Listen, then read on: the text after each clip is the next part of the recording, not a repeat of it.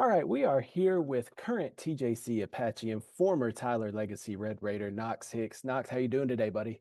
I'm doing great. How are you? I'm fantastic. I'm fantastic. Let's talk about you and this TJC team, though. Y'all are off to an outstanding start this year. 12-0-1 overall record, 10-0 in conference play.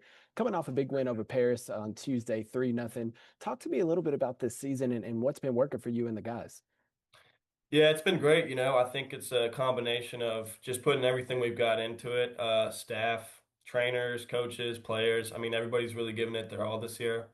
I would say we're all kind of on the same page this year. So it's just been, 100% intensity every time we step out on the pitch, whether it's training, lifting weights, practice, whatever it is. And I think that's really the key this year is everybody's on the same page. And so we're really looking like a solid, unified team this year. How much personally has your game grown from your freshman year, even graduating, playing at Tyler Legacy, but how much has it grown from your freshman year at TJC to where you are now at TJC? Yeah, I would say it's been a constant development. As you play with different players, new coaches, you learn new things. And I would say it's really just been adaptation. So learning the system here, learning the guys, learning the teammates, the coaches, what works, what doesn't, and then applying that onto the field. That's what I would say there. So TJC men's soccer has had a history of a lot of success, obviously, right? So did that play a part in you attending TJC and wanting to come here, or what made you choose TJC?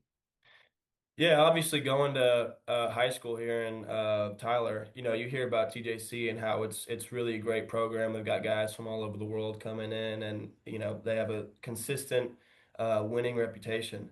And so I think definitely when I was speaking with the coaches, it was very appealing to me because I knew that I was going to be playing with high quality players and against high quality competition and with high quality coaches. And so I think just the combination of everything really, and it still being in my hometown was really attractive, and I couldn't be happier I made the decision I did. You mentioned being in your hometown still. How cool is it to see still have family all around you and be able to come to your games and support you? How big is that for you? It's huge, it's definitely unique. We've got guys from everywhere, and they don't have, their family or supporters near them. They're across an ocean, so it's definitely special to have people that love me right here in my hometown and people I can count on. It's definitely been a big positive being here. Now, has your family been? I know when I was in college, I went to college in Kansas, so we had a little bit of a travel there. Obviously, not overseas, but we had a little bit of travel there. But I know that like families up there would kind of take us in when we were far away from home. Do you notice that with like, does your family or do you personally like spend time with the kid with the other guys that don't have family around? Yeah, 100%. So actually a couple weekends ago we had a bunch of guys over for dinner at my house and we've had that happen a few times. I did that last year as well. I've had some guys over to my grandmother's place to watch the UT football games. So yeah, I try to incorporate all the guys to make them feel at home here. I know how it can be when you're overseas and you feel kind of homesick. And so just knowing that, I try to help these guys feel at home or give them a version of home here, just to make them feel welcome. And so yeah. And that's got to help the team camaraderie, right? Like it's got to make y'all closer doing that. Yeah, I think everybody kind of puts in an effort to just make everybody feel together. The whole thing is kind of like glue, and we don't want one person feeling left out. So I'm just doing my part, and there's a million other people, in our organization doing the same types of things, just to make everybody feel like we're one, and that's really the goal. Well, let's talk about your play this year. You've got 7 goals and 3 assists. You've got 17 points on the season. These last 5 games, though, you've scored in 4 of those last 5 games, even scoring multiple goals in a couple game ago. So, talk to me about what's been going on these past few games and what's been the key to the success. Yeah, I would say we're getting towards the end of the season, and our main goal, our end goal, which is performing well in the national tournament, is in mind, and so that motivation is within every single one of us.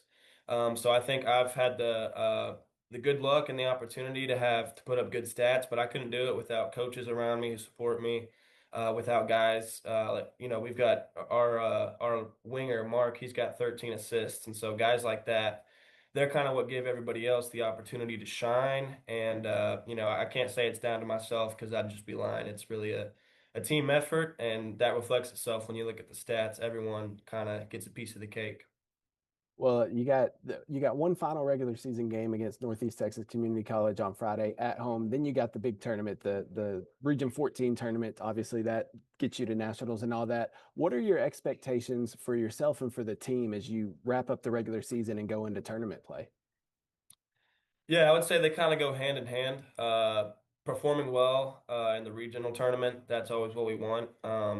And I think for us, that looks like winning. That's the end goal, obviously, for any team is you want to win as much as you can. But taking that one step at a time, one game at a time, one half at a time, that's really what we have to focus on. And then going into the national tournament, just so we have that confidence from winning previously. I think we want to do well there. And I know that if we perform well in the regional tournament, we'll have all the confidence we need to perform well at nationals as well. One last thing, and I'll let you get out of here. Since you are still at home at your hometown and being here, have you have you seen kids and kind of younger players come up to you and want to learn and kind of I don't want to say mentor, but like learn your game and kind of take some tips from you? Have you noticed that around town? A little bit, yeah. I run into guys every now and again who either I went to high school with or I used to train smaller kids, like teach them, kind of help them out with soccer and all that, and just people I knew before. They'll congratulate on the team success or whatever. But I think it's definitely good. That's one of the aspects I like about being from here and being a part of a really successful team is that people kind of look up to you. And so I think it helps me stay straight and try to lead a good example, if that makes sense. So it's definitely been a positive thing. I run into some guys sometimes, and it's good just catching up and just chatting about high school or back when we used to train or whenever it was. So it's been good. That's awesome. Yeah, a little extra pressure too when you got to be you got to be on your P's and Q's out here. So Yeah, that adds definitely. to Yeah, it. definitely. All right, Knox. Well, man, I appreciate you taking the time and talking to us. Best of luck to the Apaches on Yeah. Friday and throughout the tournament. And I'm sure we'll talk to you down the road. Yeah, appreciate it. Thank you.